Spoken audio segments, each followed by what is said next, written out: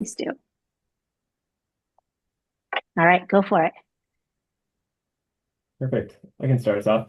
My name is Blake Lineweaver. I'm the local food promotion program manager here at Mission West. Um, Kind of my wheelhouse would be our value-added products from our processing facility. So Montana Marinara being one of those. Thankful today to have Jan Tusick. I'll pass it over to Jan for her All to right. introduce herself. Thank you, Blake. Yes, Jan Tusick. I'm the executive director for Mission West, and the one of the founding members of Mission Mountain Food Enterprise Center. So I do have, I'm gonna hate the gray hair showing 30 years plus in food system work here in the state of Montana, and that has been really basically conducted through the operations of Mission Mountain Food Enterprise Center and as a food and ag center for the state of Montana. I hand it to Jay. Thanks, Jan. Yes, my name is Jay Stagg. I'm Montana Farm to School Coordinator. I was also for 15 years a food service director here in Montana. So I've kind of played a few roles in the development of this product, one being at the beginning stages. But anyway, so Farm to School Coordinator, it's a program at a Montana State University. Um, we're not with the we're not Extension. We are not Department of Ag. We are not with the state agency. We're kind of like we started a long time ago before it made sense to be in one of those. So we're kind of just a free floating Montana farm to school program.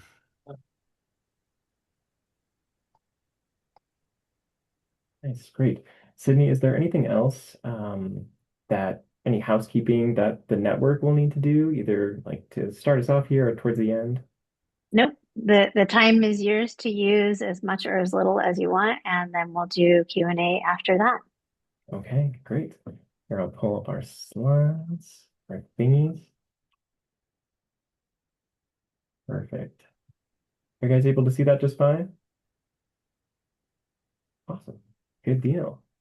Um, yeah, really just want to thank Sydney again for inviting us to speak today about Montana Marinara and our Farm to School project happening over here.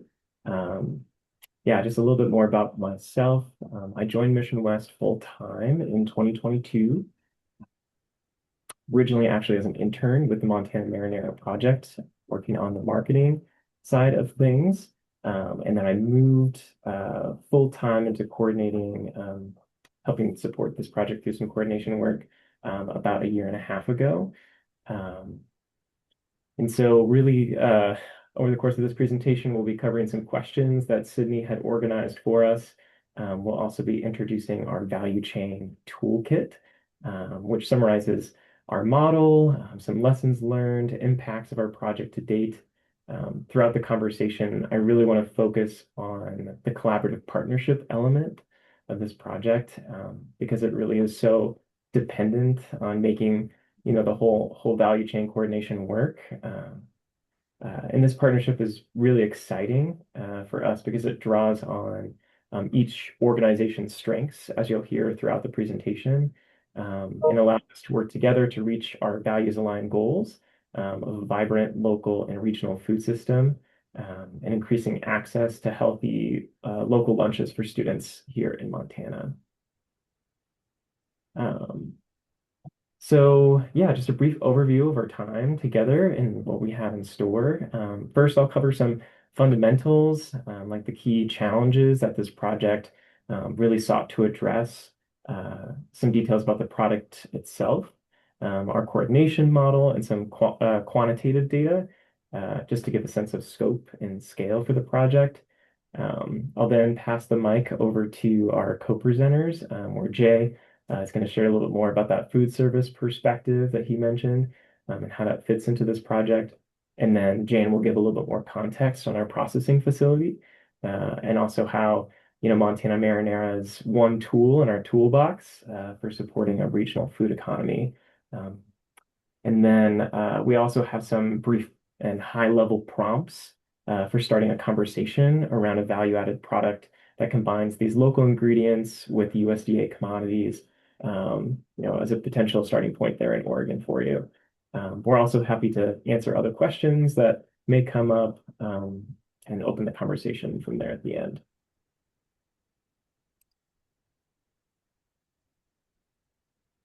I just want to also start with an intro of Mission West and our organization. So Mission West Community Development Partners, we're a 501(c)(3) nonprofit regional economic development organization. We were established to provide leadership, community, and economic development efforts to address growth issues as they affect residents, communities, and quality of life in our service region, which is mainly 3 counties in western Montana, as well as the Flathead Indian Reservation. We're located in Ronan, which is a pretty rural community here in Montana, about 2,000 people. We serve small businesses, community development organizations, cooperatives, and agricultural and food businesses across several different divisions within our organization. One of those divisions is the Mission Mountain Food Enterprise Center, or MMFEC, which was founded in 1999, really kind of stealing Jan's thunder here. MMFEC is designated as one of 11 food and ag development centers with the Montana Department of Ag. We also house the only shared use food processing facility in the state. As a shared use processing kitchen, small food businesses or producers can use our space to scale up production as we mentor them on processing capacities or processing practices, food safety, and some business. We also have storage capacity at our facility for local fruits, vegetables, meats, and dry goods. And we provide technical assistance to other local food businesses and producers. We're and all of this really is in that lens of strengthening Montana's food supply and bolstering our local food economies. And we have a long history in supporting farm to school efforts. Montana Marinara was really developed in close collaboration with partners to scale local food access for schools and economic opportunity for producers in the state. Specifically, our role in it, Mission West is the value-added processor for the ingredients and the coordinating entity since its start in 2021. And yeah, really that builds on decades of experience, organizational experience in farm to school, farm to ECE, farm to healthcare, which really built capacity within our organization. And that's been supported through numerous grants that you all are no doubt familiar with, including the USDA Farm to School grant, local food promotion program, and as well as some other local foundations have supported this work. I want to shout out my predecessor, Ann Harney, who really led Montana Marinara's development from 2021 to 2024. And really, this project wouldn't exist without her leadership. And her guidance was really invaluable in helping the partners develop the toolkit that we'll be sharing today.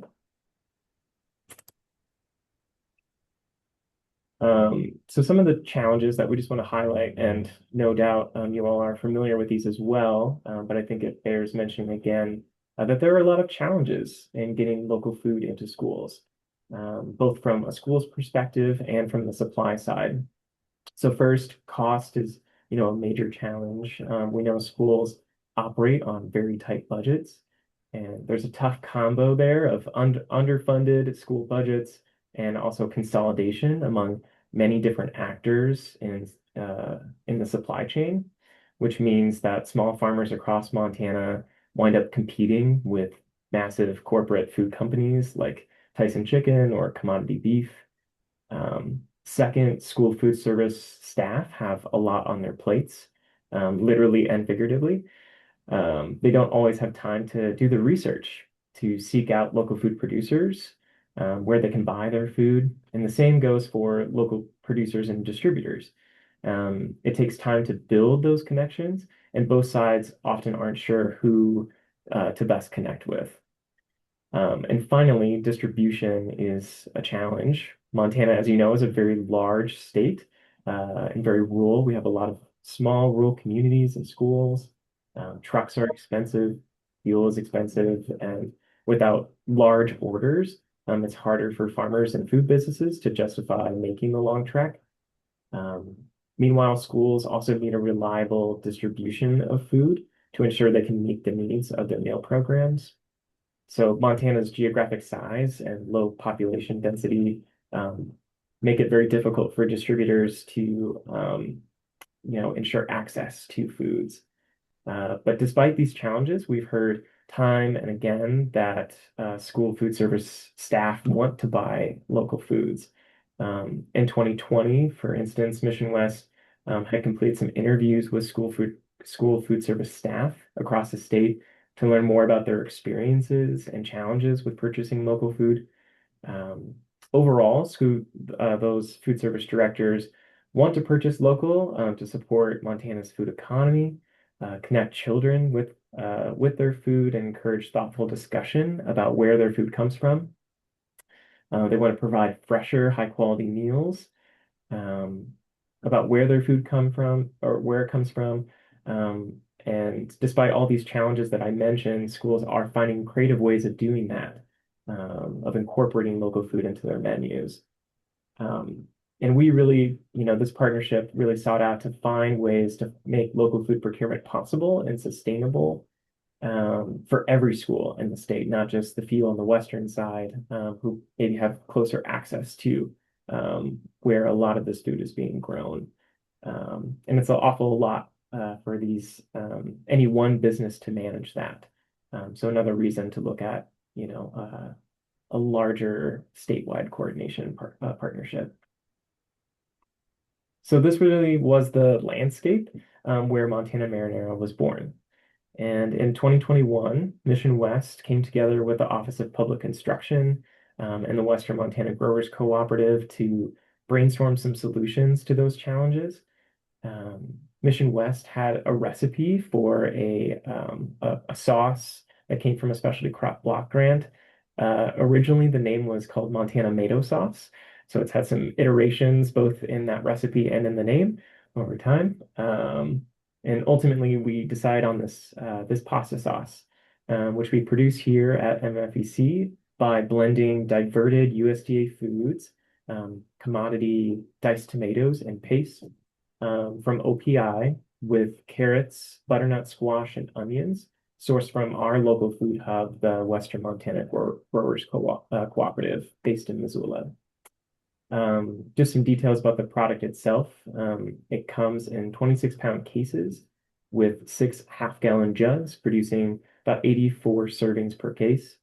The product was originally frozen when we first started in 2021, and as of this last year is now shelf stable.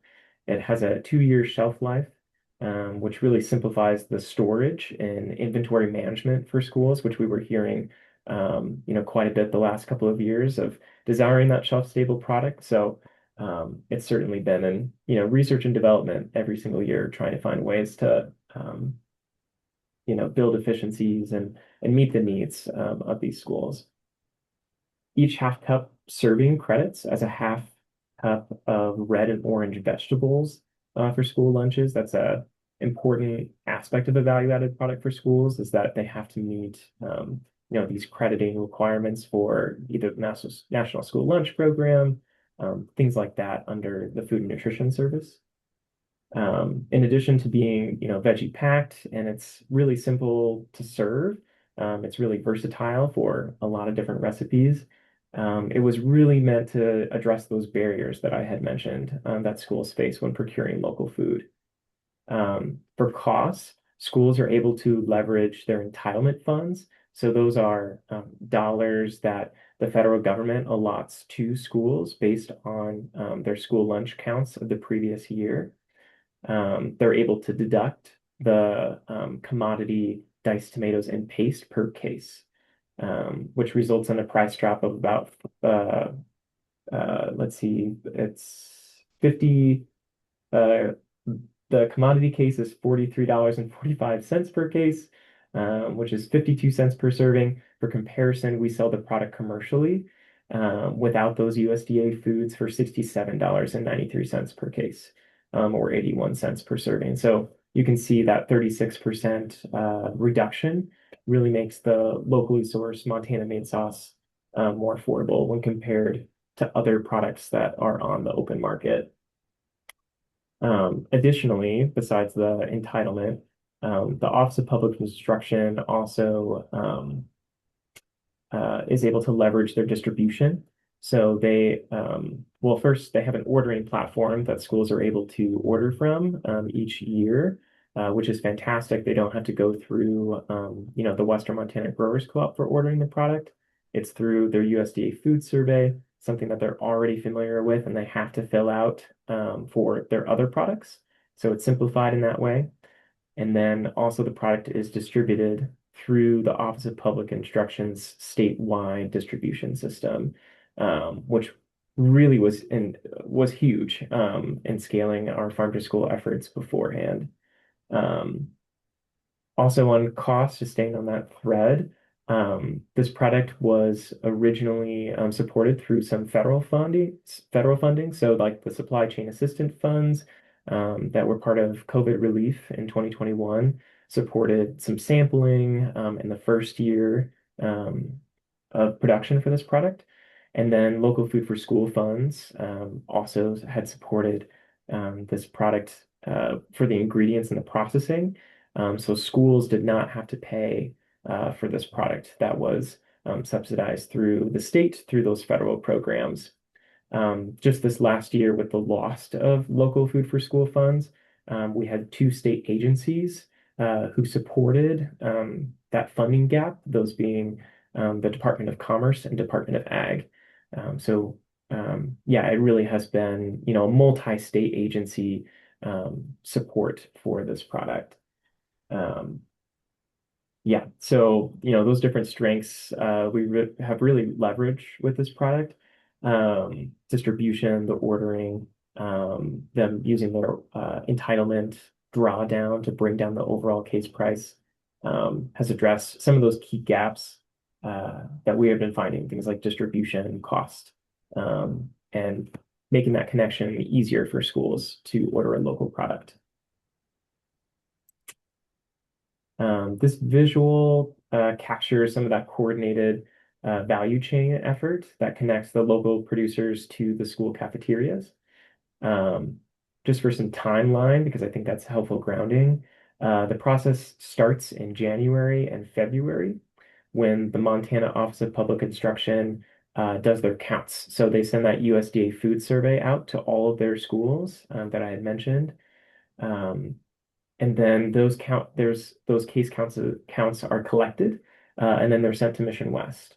From there, we calculate the total pounds of USDA commodity diced tomatoes and paste, and we request those through OPI. And then we also calculate the amount of local carrots, butternut, squash, and onions, which we send to the Western Montana Growers Cooperative. Um, and then from there, the Growers Co-op, they meet with their member producers to plan their production, ensuring we have those fresh ingredients on hand for processing in the fall. After ripening to perfection in the fields and scheduling, those crops arrive at Mission Mountain Food Enterprise Center starting in September for some initial processing. During this time, we also receive those commodity ingredients, those diced tomatoes and the paste. Um, we then, after the minimally processed runs are complete for the carrots, onions, and butternut squash, we combine them with the commodities, typically in December and January.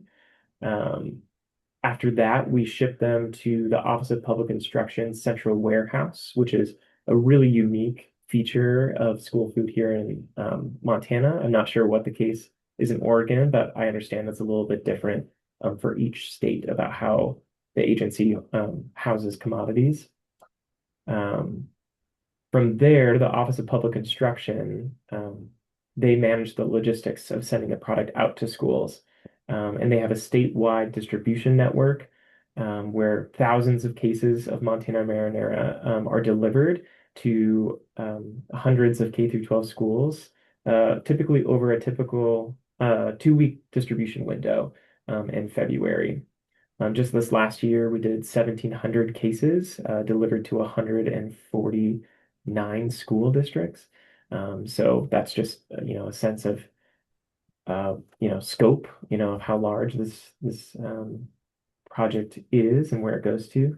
But that centralized system has really been, a huge leveraging of a state agency, and having them partner on this project has been really important.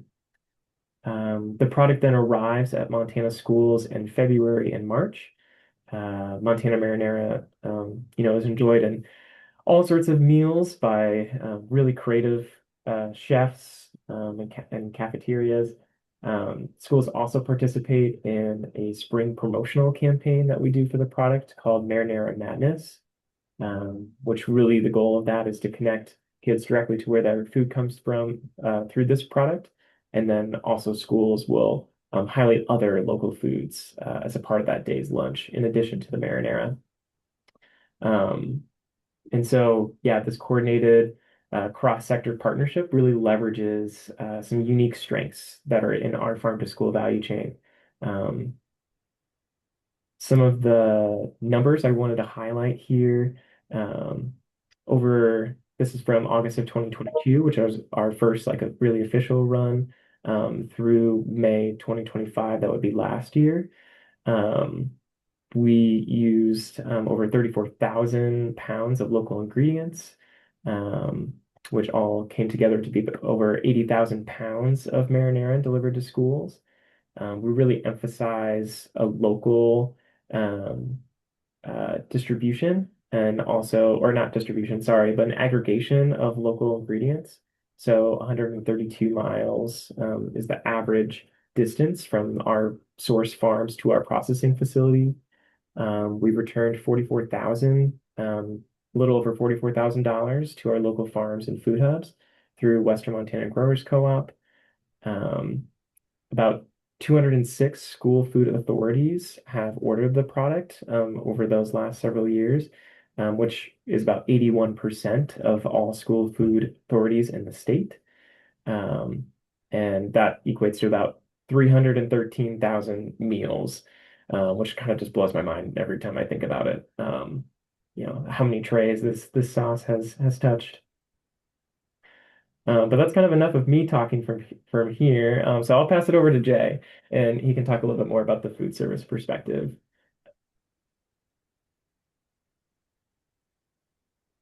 Oh, Jay, I think you're muted there. Oh, you're right. Yeah, thanks, Blake. Yeah, like I mentioned, I was a food service director for a long time, and part of the discussions when this first came about, I just kind of listened in on. As a food service director, I was doing about 55% of my menu items were local, local being from Montana, either processed or raw items. So when I was super excited when this idea came out, it very briefly it stemmed from once COVID hit that next year we were all doing those to-go meals. All of a sudden we have all these commodities sitting around, and what are we going to do with them? Food service director contacted the commodity distribution chair or lead person at the Office of Public Instruction and developed this idea. And then the talks just kind of grew from there. I was part of doing a lot of taste testing at the beginning. I'm always up for being a guinea pig in school food. And if there's a new idea that people wanted to try, I said yes. Held lots of taste tests, got adult and kid opinions on the item. It's gone through a little bit of a change, but pretty much the product is very, very similar to exactly how it started, I feel. Um, I'm looking at the bullet points that Blake sent me. Thank you, because sometimes I go off track. Um, so that was my introduction to Montana Marinara. As a food service director, I guess officially it was called the Local Food Advisory Council, is a group that was formed to give advice or ask questions and figure out how all this was going to work. Um, it was very important. As a food service director, I wanted to know how it's going to credit, what it's going to cost, kind of those things that we think about every minute of every day as a food service director. Um, Yeah, and I was excited. I was excited to to have it come. We all know that, like Blake said, food service directors don't necessarily have a lot of time to reach out to local producers, processors. So this being a product that I can just order on my USDA foods order and it comes right to me and I didn't have to do anything. It couldn't have been more simple. Yeah, it was something that I loved and was very easy. Um, I think as a food service professional, if you want to start developing a product, really think just be willing to try new things, give your opinions on what works and what doesn't. A lot of people at state agencies and food co-ops, growers co-ops, processing facilities, they don't understand school food. So having someone in school food give their opinions about ideas and products, I think is huge. Um, Currently, as the farm to school coordinator, we're doing lots of outreach and continuing to market the product. Once again, traveling around the state, doing taste tests, when any school reaches out and they're interested in doing farm to school stuff, this is definitely one of the things that we point out because it's so easy. It automatically gets deducted from their entitlement money. It's not costing the school anything. They're supporting Montana economy. Um, yeah. What else? Or maybe I might leave it at that and turn it over to Jan. I'm sure you have lots of questions, but I'll turn it over to Jan for now. Hey, great. Thank you. I've been just popping, the chat has been really great. So excuse me if am a little distracted because I think I'm still thinking about something I was just going to type in, but I have been trying to just, bullet back, pop back to some of the questions have been asked. But what Blake really wanted me to speak to is really Mission Mountain Food Enterprise Center's role. How does that fit in the vision and mission of an economic development organization? Because we really are not a norm. Most economic development organizations work on widgets and gidgets. And, we had been 30 years ago looked up and really did we really felt because of our relationships with our local growers, myself personally, I am a grower, that we need to look at food economies as part of economic development strategies. And what does that look like in our region? And so that really spearheaded Mission Mountain Food Enterprise Center because what we heard from growers is the need for processing capacity, technical assistance to help guide value-added product development. So that was our really our beginning stages as a food and ag center was to really focus in on the infrastructure needed to do value-added agriculture. That definitely, as we all know, I mean, I truly believe that one of the biggest opportunities for value-added agriculture is institutional market. If we can crack the nut on effective processing, good distribution systems, and really meeting the needs of that institution. So farm to school for us, many years have been a priority in getting more local food into that system.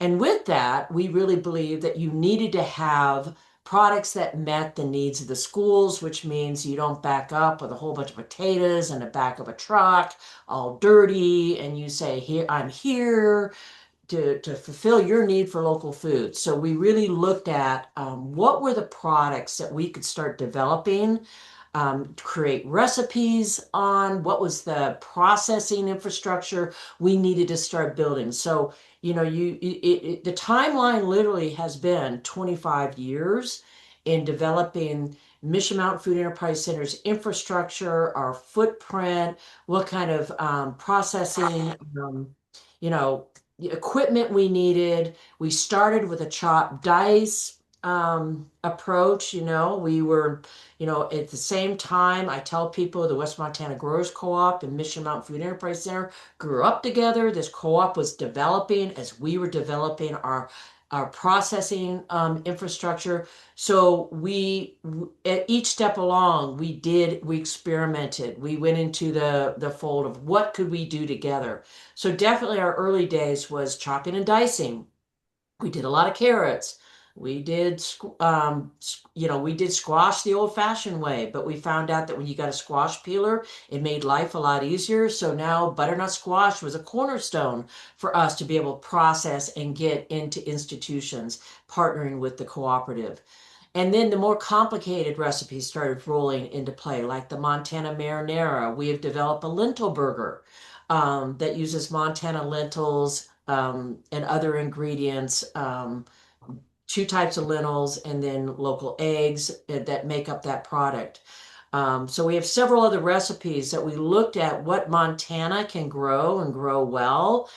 Supply chain is always important. So when we look at value-added products that we wanted to break into an institutional market, if you could only get, 500 pounds of that ingredient, then it's probably not a win-win in that value-added strategy. You needed the volumes to be able to bring that ingredient base together to make the end product to get into that broader market. So those are some of the things that we really through the years started fine tuning and honing. We still make the Montana lentil burger. As you just heard, the Montana marinara has been a huge success. We're now starting to develop a Montana cherry bar because we live in the heart of cherry country here in the Flathead, on the Flathead Lake. So we want to make a product that has our cherries in it. So those are things that are just some of the foundational stuff in our product development and processing, kept building our processing capacity. And along that line, there were some questions on food safety. We have been developing deep capacity in food safety very early in our development. Food safety was a number one priority, and so we are now Mission Mountain Food Enterprise Center is now third party audited. But even before we went through that audit, we operated under HACCP for any operation on our floor. Even those clients that come in and use the facility must operate under HACCP. It's an internal policy. It's not mandated by a regulator. It's what we feel is important. And with that, we helped the Growers Co-op gain GAP certification, and getting their growers GAP certified. That was really important to us that we created a food supply chain that had a high bar in food safety, because especially when you're going to schools, as you well know, that's a really, really important thing to be aware of. Um, and so, the things that I think are really the major benefits of what we are doing, and there was a question, I'm not going to remember it exactly. It's like right now we are a state, diversion for commodities in agreement with the Office of Public Instruction for Montana. We are looking at what a national processor status might be. So that's being explored right now. Blake has taken the lead on that. Thank you very much, Blake.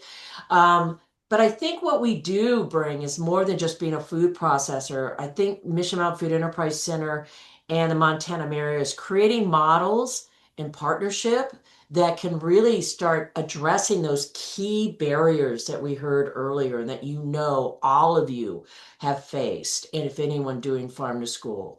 And it just seems like, once you're in the trenches of doing farm to school and you bump up against those barriers, sometimes it takes you the third or fourth time to figure out how to get over that hurdle. But I do think the solutions are there. And I think one of the key ingredients here is really discovering that partner at the table, state agencies, national organizations that have key resources that sometimes have a tendency to be almost like I don't know if y'all are familiar with a hawk mantling their prey. Is sometimes they feel like they're just like huddling over these resources and not really, really sharing them broadly. And I think it's time to push back on that and say, this is all, you guys are public funding. You're here to serve the public. And how do we crack open those resources? So then farm to school becomes much more of a shared resource base, a shared risk base, because risk is going to be involved when you start developing these kind of projects. And that our state agencies should be at the table right alongside that nonprofit or that growers group to just, to really put together the solutions that make it possible. So, the game's not over for us. We do have developed really deep opportunities with the Office of Public Instruction and now the Department of Commerce and the Department of Agriculture. But now we need to go the step further when you start seeing USDA funding getting slashed, which was supporting Marinara in the beginning. Now we're starting to look at what are the more innovative ways that you could build a sustainability path. And we don't have the answers yet, but we're going to figure that out because that's you have to because these things are really important for us to be doing. And we could do questions, Blake, unless you have something else. Uh, just a couple of things. Okay. So as you heard from Jay and Jan, there's just been a lot of knowledge that's been accrued over the course of this project. There's been a lot of successes, but also a lot of bumps in the road.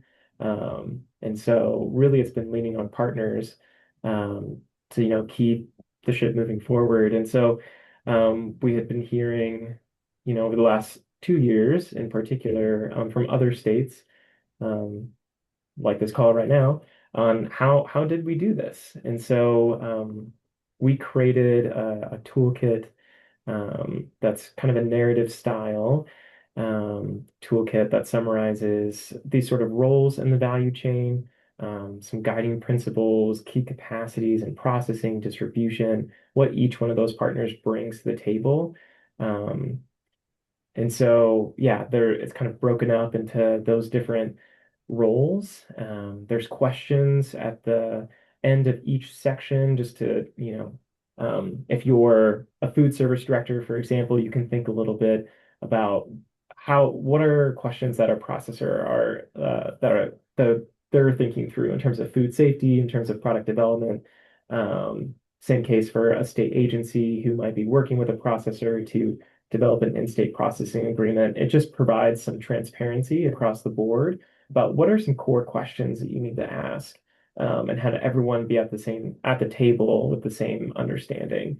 Um, that's been really helpful for us. And at the very end of the toolkit, has some templates for some of these weedsy documents, like a sample in-state processing agreement. Um, there's a calculator there that has some of the core categories that we look at when we're looking at our value-added products, from ingredients to our labor and facilities. We're factoring in freight to bring it from our facility to OPI's warehouse.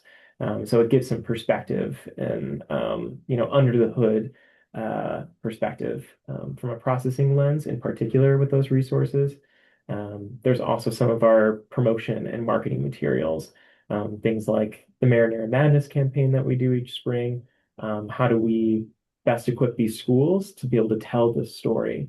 How do we, make it as easy as possible for them to showcase this great work that they're doing, that they don't always have time necessarily, share with parents, share with superintendents, share with decision makers within the school about why, this work matters.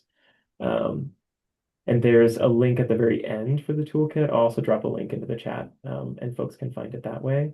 And I'll, of course, send it with Sydney so that she can distribute to you all that way.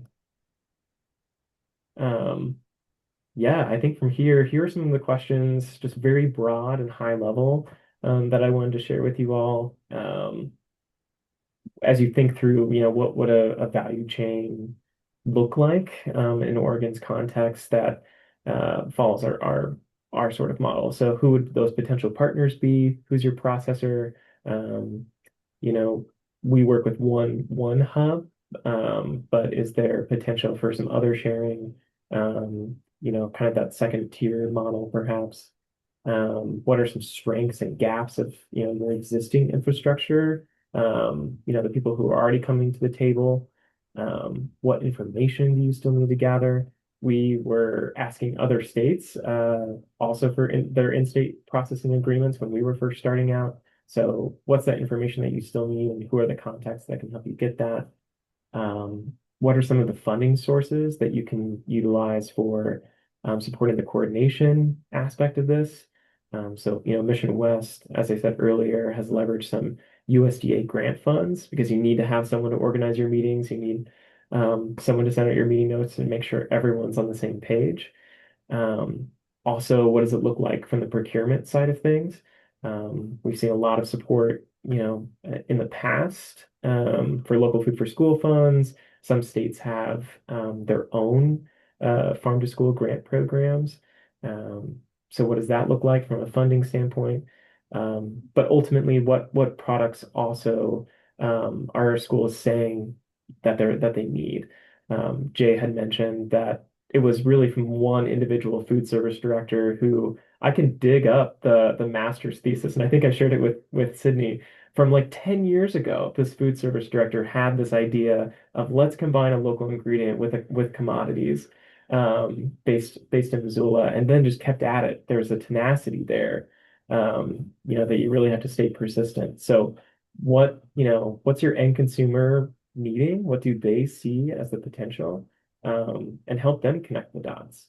I think that's always a great place to start, of course. And also, as Jan was saying, what's available in terms of ingredients. The butternut squash, carrots, and onions we have in abundance. And really, we try to leverage seconds as much as possible. Of course, like our volumes have grown so much, it's more of a blend of those first and seconds, but that also helps keep price down for this product. Um, yeah, so considerations there too about your local food supply. Um, I think from here we can just open up to questions. I'm sorry, I haven't really been paying too much attention to the chat. So we can start there if we'd like. I Um, think Jan's been in the chat, and a lot of it has been caught up with. There was one about your relationships with tribal producers in Montana, and if you have any, what that's looking like. I'll answer that, Blake. We have worked extensively with the Salish Kootenai tribe in their food sovereignty work. With that, we basically have been a food processing hub for them when they do their food boxes and food distribution to the tribal members. We began that relationship during COVID because, as probably you guys experienced, there was a lot of food shortage, especially in people who are underserved and low income. So we really developed a deep relationship there with Dana Hawkinthorne, their lead with that program. The tribal producer, the typical tribal producer is a beef production operation here in the Mission Valley. But Blake has been very involved, as myself, in working with the tribe to help them establish their own meat processing facility. So we are still engaged in that. They literally are almost getting ready, right, Blake, to open the doors. They've got the freeze-dried units up. They're going to be processing by June, if I understand correctly. We hope. I don't know, Blake, you'd have a better timeline. So those are the kind of relationships we have with the tribe and the tribal producers, really helping them facilitate their operations, how they can be successful in implementing programs that they have developed and want to pursue. Thank you. There was also one, Nicole, you had one, and I'm scrolling through it. It's kind of past it somehow. Nicole Sanchez, could you ask your question? I'm sorry, I can't find it in the chat.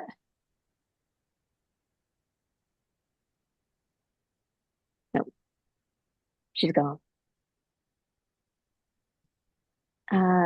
think I see one question, and I hope it was Thanks, answered. Blake. Um, I think this was from Nicole, of where we started asking schools what kind of product they would be interested in, and then worked through recipe development. It just so happened, and Jan, maybe you can elaborate on this. We had a specialty crop block grant. I'm not sure how long ago, but that had developed several of these products, like the lentil burger, the marinara sauce, and so it just so happened that, at least from my understanding, that food service director had the concept, and we luckily had a recipe. And there were some tweaks there that we had done. Like there were leeks in the original recipe, Jan, and now we switched those out with onions. Yep. So there were some small tweaks there at the beginning. And we worked with Oregon State Food Lab, really important shout out from your neck of the woods, Sarah Masoni there in developing um, this product, and then also that cherry bar that Jan had mentioned for school breakfast programs. They just have incredible insights and a great team. So yeah, has been a really great partner in this project. I Thank you. think, yeah, This one thing that was important is I don't know if you all were able to tap into Food Corps, but when we were doing that product development, we also had a very active Food Corps here in the state of Montana. And so though they were great, young, energetic people who would go to those schools and, work with those food service directors, do tastings of the products. I mean, it was amazing. It was just such an amazing resource. So I think that was something that really helped elevate our relations as an economic development organization, which typically doesn't work with schools, um, connecting us with schools. this is Dee Damasita Sanchez. I run USDA Foods and Farm to School in the state of Oregon. I manage both of those. I don't run them. And so earlier when you were asking if Nicole Sanchez had a question, I wasn't sure if Nicole Sanchez was here or if you got my last name confused with someone else. So the questions Sorry, about I did. okay.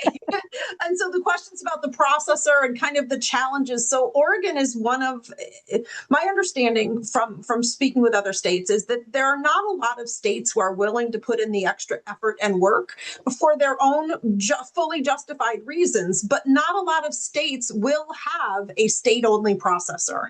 We had one for years. It was a lot of work and technical assistance that we were doing for them. And so my questions are kind of, how are you supporting, and you can redirect me if you want to, I don't want to take over this call, but like, how could we best support I have no problem with the master processing agreement holding that, being the person who approves them, etc. But there has been resistance to getting into like those national systems like K-12 and Processor Link that help with documentation and receipting and all that kind of stuff that I know is part of the issue. And also kind of following up, someone else had asked, are they selling beyond schools? Well, my understanding is if you're getting USDA foods, it has to be either part of the federal nutrition program or part of disaster response. And so I'm interested in how you're, because obviously the processor probably doesn't just want to do this batch, right? They want to do more than that. And so I'm curious as to the logistics of supporting the processor through the process and keeping all those really kind of administrative details smooth so that this wonderful result can happen. I applaud you. I think it's fantastic.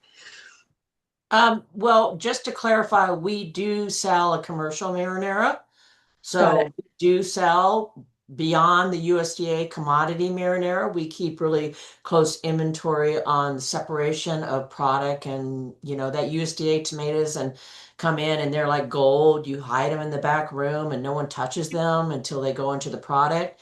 And then, we haven't found the administration being a state processor. We keep those funny little spreadsheets that we're supposed to keep, which are just like so government and I'm going to say it, USDA, the most redundant thing you could ever do. But we do it. I mean, it's just an exercise of administration that you have to do with a lot of other stuff. So I've not found the administration of being a state processor burdensome.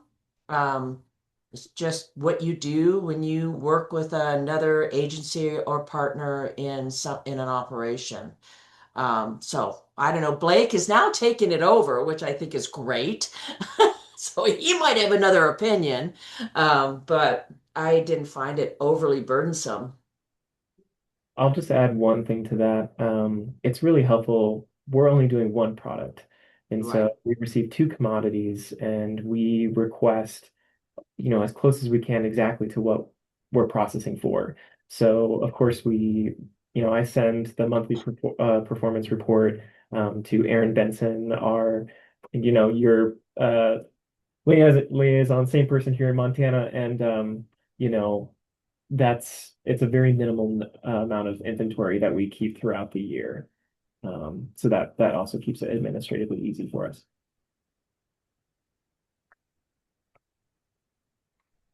Amy, see your hand raised? Yeah, hi, I'm Amy Gilroy. I work at the Oregon Department of Agriculture. I work a lot actually with Damasita over at Department of Education on making the farm to child nutrition program successful in Oregon. So part of my job is to help train producers and processors on how to get their products into the school marketplace, as well as take advantage of the subsidy that Oregon has to support those products. So in Oregon, we do have a state-funded farm to CNP program that reimburses school food authorities up to a certain amount when they buy from um, a qualified Oregon source. And I guess I have a few questions. I mean, one, I guess just to follow up on what you said, Blake, do you find that you ever have challenges with fulfillment of your USDA foods distribution, or in terms of just the ordering system, are you at capacity, or are you ever in a situation where you're not able to completely fulfill those um, orders for USDA foods across the state? I'm just trying to get a sense of, how manageable this could be for an in-state processor were we to identify one, because as Dee says, we haven't had a lot of interest from our processors in maintaining either state only or national processing authority for USDA foods. So it's just really illuminating to hear that it has been, relatively manageable for you all. But I am sort of curious about that fulfillment. How has that changed over time, if at all? And then my other question was about being one of the 11 Montana Food and Ag Business Centers. So we are establishing very similarly modeled centers here in Oregon, actually, just this year, starting that process.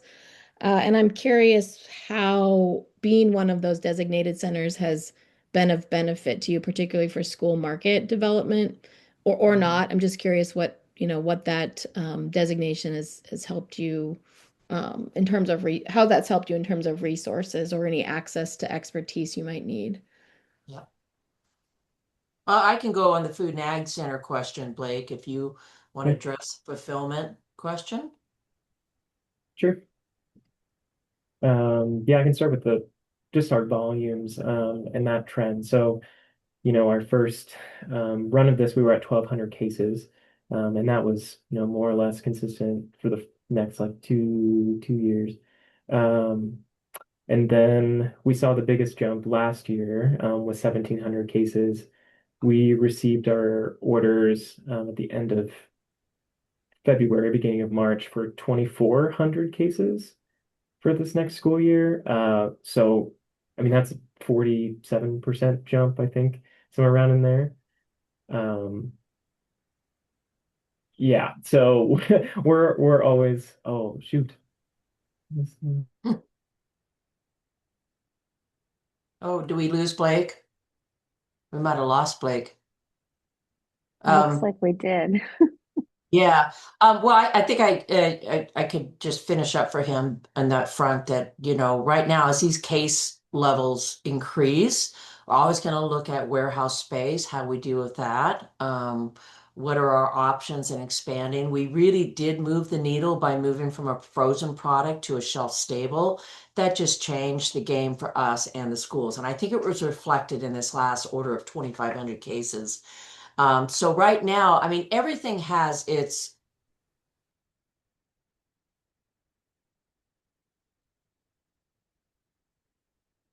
Did we lose Jan too? I Uh-oh. think are they in I wonder if they're in the same location. They I are. think they are. Yep. Yeah, so there might be an issue going on down. There's Jan back. Oh, awesome. Yeah, that was funny. Did everyone get lost or just us? Just you. Just you guys. Oh, well, Montana had a big ripple somewhere. I don't know what's going on. So I better look out the window. Um, anyway, what I was saying is just right now, we just take each year as it comes. I mean, we don't have the capacity to build a whole new building, a whole new warehouse. So with that, I think going back to that question that I heard about, just, how we're making it work, we're not putting a placard out front saying, we're here to process everything you've got. We're processing marinara. That's it right now. And we're staying in that lane and we're going to each year make that lane better. So that's how I think we manage this. And as we go along with each year, how we just address the capacity challenges as they come. I mean, right now, 2,500 cases means we might have to rent a storage unit for some jugs. You rent a storage unit, so but you put out a portable unit to put them in because that's a lot of jugs, and we want to buy enough to really bring that price point down. So that's the huge thing about this is all about the price point and how you can bring in inventory, you can bring in your ingredients and drop that price so that school, at the end of the day, we want them to buy it, right? That's our goal. We want to make this an economic development pathway and do it in the sense of creating commerce. And so our goal is to drop prices. And how do we do that? And so we explore that literally every week. Um, on the other side, the food and ag centers, we have 11 centers across the state. This was established legislatively back in 2007 that we have a state legislature that saw the importance of value-added ag to Montana. And we were very proactive. When I say we, there's a network of partners across the state that went to our legislators and say, you need to support this. And since then, 2007, they have increased that budget through the years, and it's become a really successful program. And I think that's, again, the buy-in of your state to really look at how public funding can really support the needs of the communities, especially from Montana, rural communities, and help agriculture grow. So in that, we're charged to help food and ag businesses. And so we don't go in the extensions camp and teach them how to grow. We teach them how to do good business. We provide resources for good business development to our clients. At the same time, we create markets. Farm to school is a market.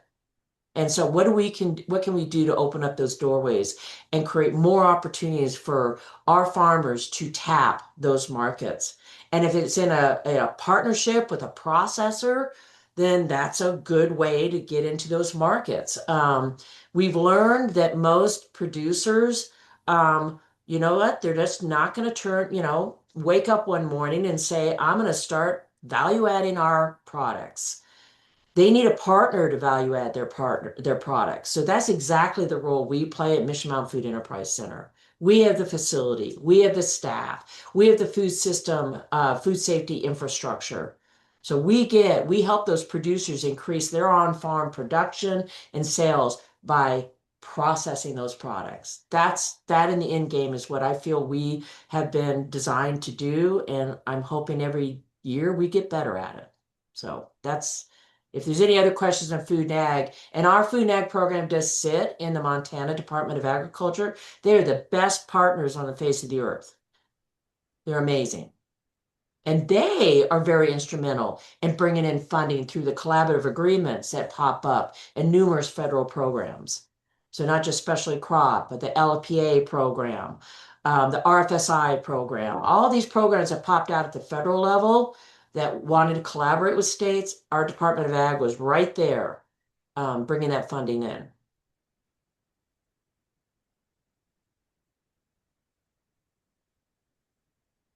We have another question from Buck. Thank you. I'll follow my fellow women's college basketball fan, Amy.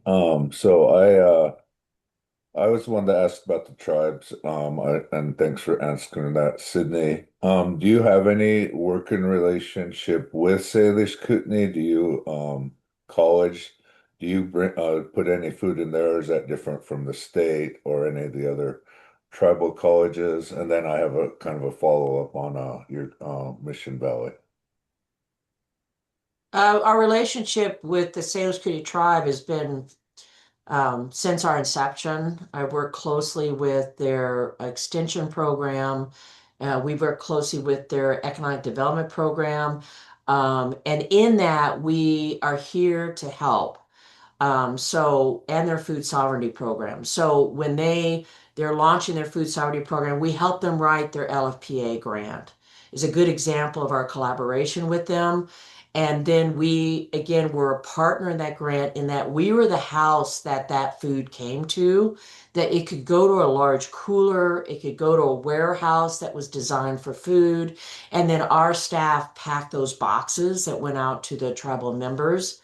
And so it's been a really close working relationship with them in that.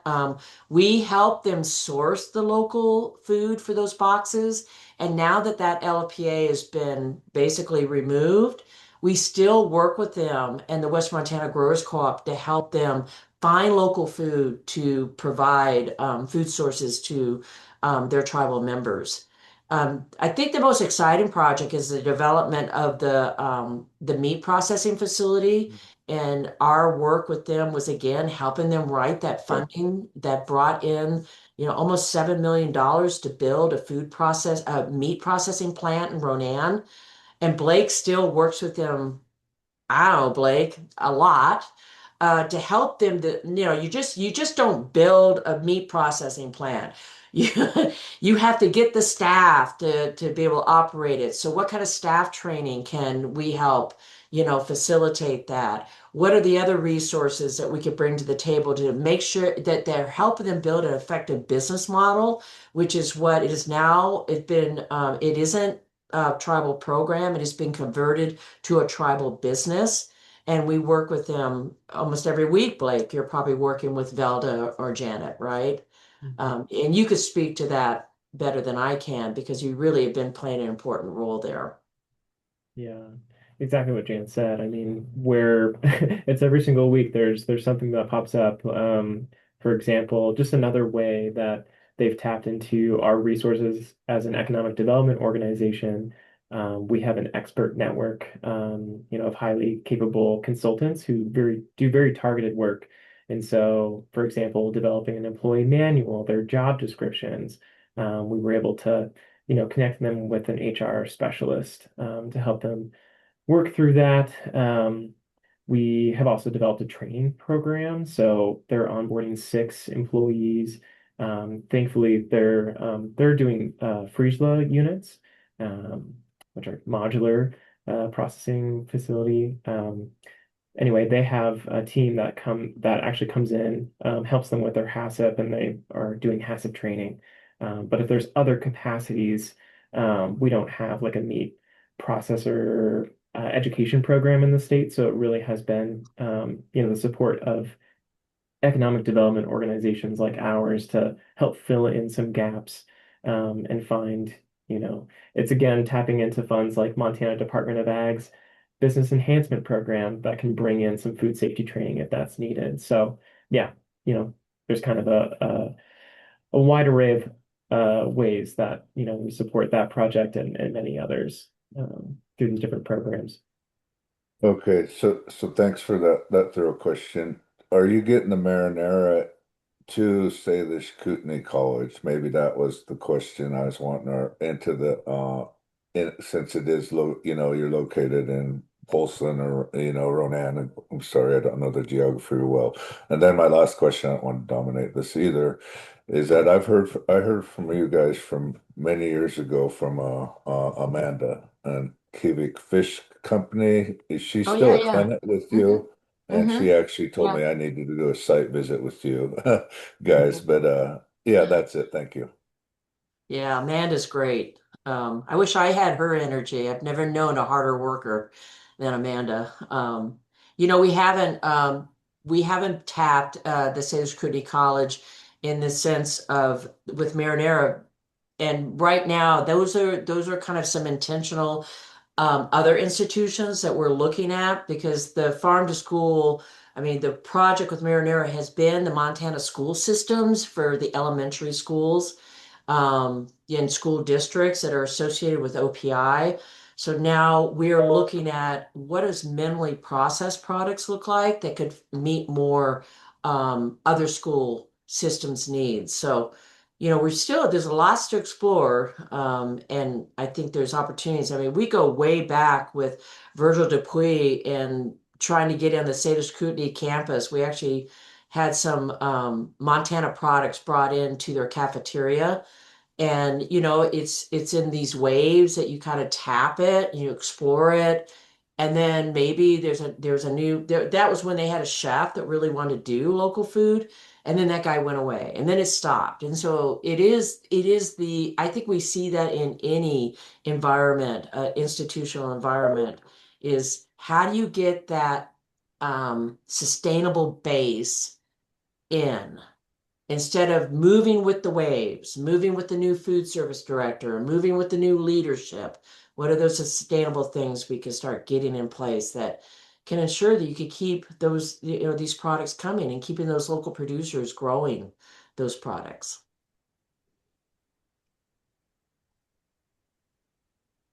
Looks like we have another question. Willie?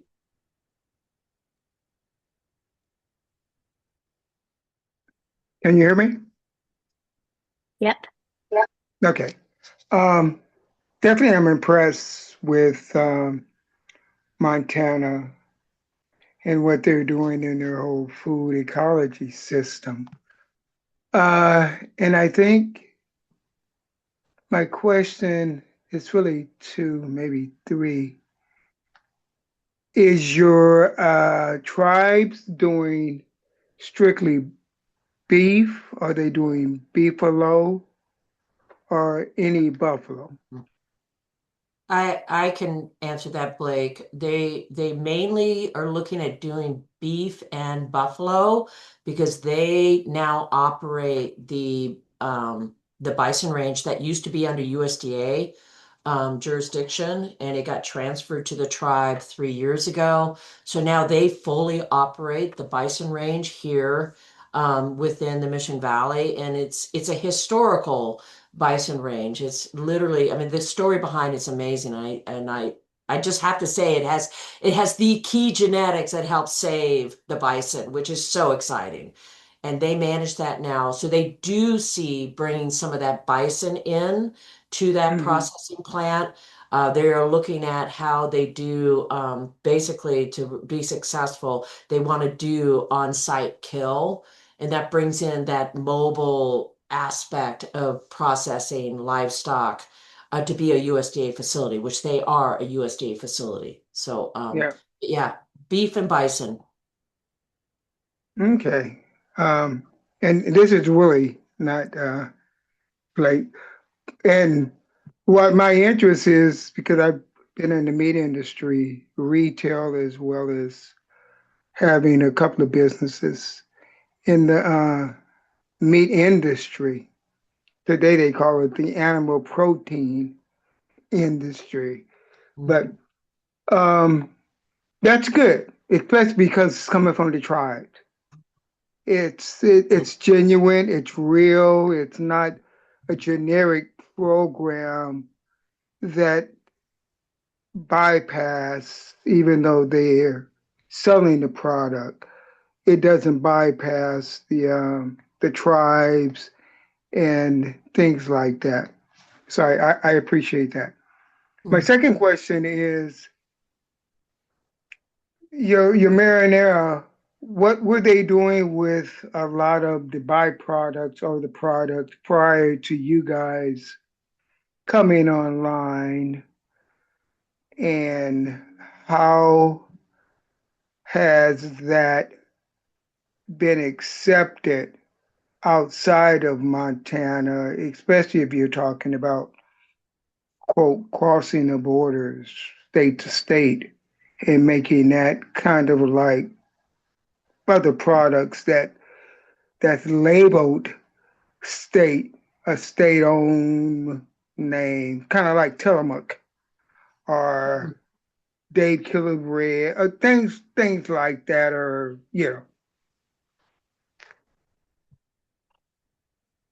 I think Blake, maybe Blake, you could just touch upon the work we're doing with Washington State and how their branding, their marinara is, you come up with some pretty cool names, but I think that probably would be a good, because we don't go out of state with Montana marinara. Mhm. okay, okay, Yeah, yeah. okay, But okay, we're being asked to partner with our neighbors to help them right, make it. And we make it, but it's their name, it's their products, it's their inventory. Anyway, Blake, maybe right. you have to dive into that. Yeah. So let me ask you real quick, like, so have you guys thought about taking it and making it a Montana? This is Montana's label product and such, or is that not a part of your vision? Mhm. Yeah, I think we primarily have, it's a Montana product. The project that Jan is talking about is a collaboration with the Chafan Foundation, their plants project. Uh, Okay, and so that's really as far as we've gone is, keeping with USDA Foods in Schools program, um, how we can okay, expand it into Washington through a national processing agreement. That's kind of the extent of it right now. okay. All right. I think we got one from Amy. Probably have time for one or two more. I was just going to ask, sort of in this same vein of working with your potential in-state facilities. So you're talking a lot about some of the need for more meat processing in your region. And I know Montana has a state meat inspection program similar to Oregon's, although yours is older, much more established, and you have many more firms. I'm curious whether has there been any conversation, interest, or collaboration with those in-state meat processors about making a combined product that could add even more value by, I mean, you would be handling meat there at the facility. But I was curious about that, as we continue to explore here in Oregon, how to help those meat processors here that we're trying to establish that can do intrastate commerce, only as well, and help them maybe with developing more value-added products or, more local sourcing opportunities as adding that meat alternate or meat, that protein ingredient to an already approved USDA food. I was just curious if that was something you'd all considered or thought about, or I mean, I imagine the price point might not be quite easy to figure out with that, but I was curious if that's something you'd all thought about. Well, I think the lentil burger Yeah. was definitely, I mean, excuse me, we made a lentil mushroom meatball recipe because we felt like, okay, the price point for meat in competition with almost free commodity meat was really challenging. So we Uh-huh. thought if there's a way to blend lentils with other ingredients, how do we develop a product that would meet school needs and be price competitive. So we did a lentil crumble, which is a lentil meat, ground beef blend, and then the lentil mushroom meatball.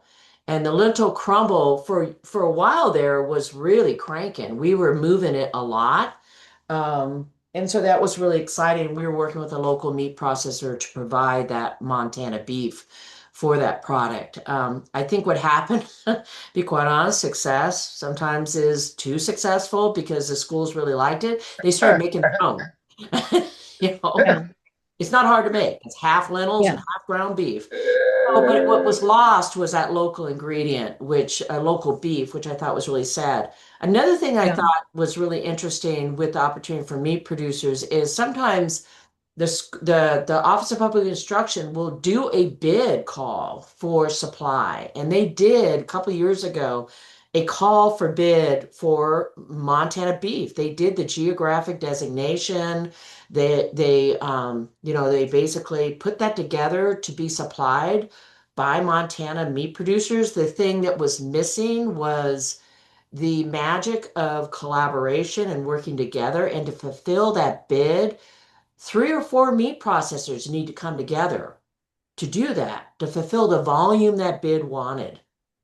And unfortunately, the connections weren't made to successfully do that. And so it ended up being supplied by another meat company that really wasn't a Montana meat company. And we actually talked to OPI about that. I mean, everyone looked up and said, whoa, if there had been more communication, again, working with partners, communicating about the need, saying, hey, what if we did this? What could you Mhm. guys do? We could bring those meat processors together to be the supply for that bid. And so I, basically am looking forward to that opportunity coming up again, and that we have that work, the ability to work with, we have several meat processors that together they could have done that 10,000 pound bid. So those type of things I think are there. And I think if we really look, they're probably happening a lot. But how can we just make sure that agency is at the table to understand? Work with us. We can help make this happen with Montana products. Or What year was that? it was COVID. So it was Oh, 2021. okay. Yeah, that's kind of when the whole animal protein and plant-based protein Hmm. phenomena took off. Yep. So there was still some ambivalence in what side do you want to be on Mm. in the industry. But yeah,